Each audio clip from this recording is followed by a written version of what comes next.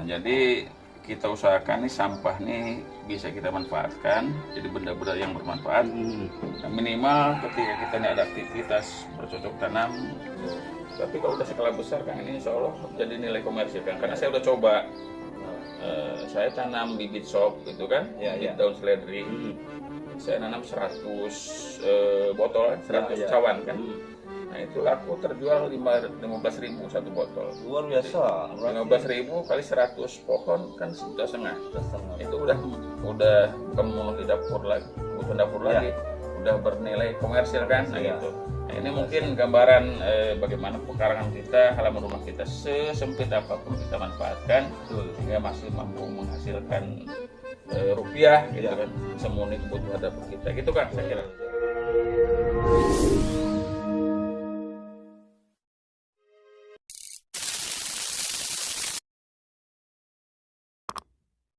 Assalamualaikum warahmatullahi wabarakatuh. Selamat pagi, salam sejahtera buat kita semua. Hari ini saya selaku Kapolsek Bunut Hilir bersilaturahmi kepada salah satu warga di Bunut Hilir, yaitu Pak Warsan, dalam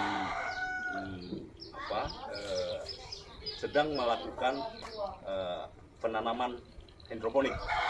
Mungkin kami dari Polsek Bunut Hilir akan menanyakan bagaimana cara Pak Warsan melaksanakan atau penanaman tumbuhan hidroponik. Mari kita saksikan bersama-sama. Gimana Pak caranya Pak? Nah ini Pak, hidroponik ini sebetulnya bisa menggunakan lahan yang sangat sempit. Kebetulan kita ini kan bagaimana memanfaatkan lahan sempit apapun kita jadi bermanfaat. Nah gitu ya. Nah itu jadi harus bermanfaat. Jadi bisa menghasilkan minimal bisa memenuhi kebutuhan dapur kita. Simpel sekali cara penanaman hidroponik ini. Pertama kita siapkan wadah. Wadah ini sebetulnya bisa menggunakan barang bekas, ini kan. Nah, Ember Pak ya? Ember. Kemudian kita menggunakan air nutrisi bahannya, kemudian sedikit kokopit ya, dan benih ini, benih timun. Nah, ini timun pertama kita semai dulu, setelah sampai waktunya pindah tanam kita pindahkan ke tempat penanaman menggunakan cawan plastik. Nah ini ya, Coba kita lihat. nih tuh menggunakan cawan plastik. Ini cawan plastik ini banyak sebetulnya bertebaran nih kalau musim banjir, bahkan di bawah di tanah nih bekas orang anak-anak jajan es ini bisa kita ambil daripada jadi sampah kita manfaatkan barang bekas menjadi berkah kan gitu. Jadi ini apanya Pak? Nah ini sumbu untuk mengalirkan air Dari nutrisi.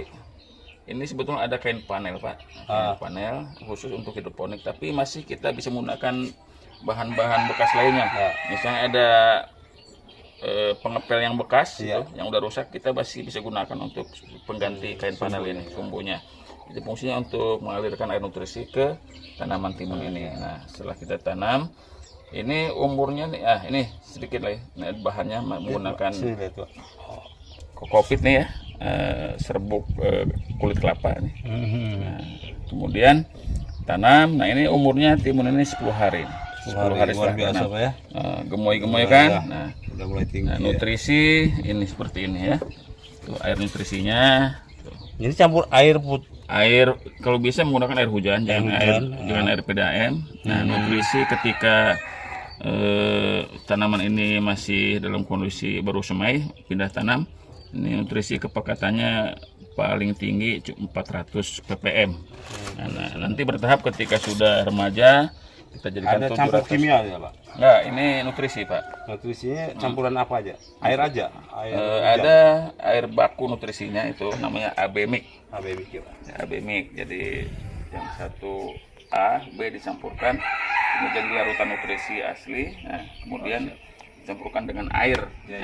Kita ukur ppm-nya sesuai dengan kebutuhan. Ketika kondisi masih kecil tanamannya, ppm-nya masih rendah, kemudian kita tingkatkan ketika usia remaja, tanamannya kita tingkatkan lagi. Ini mau berapa ppm-nya? ppm ketika udah masa berbuah kita tingkatkan sampai 1000 ppm.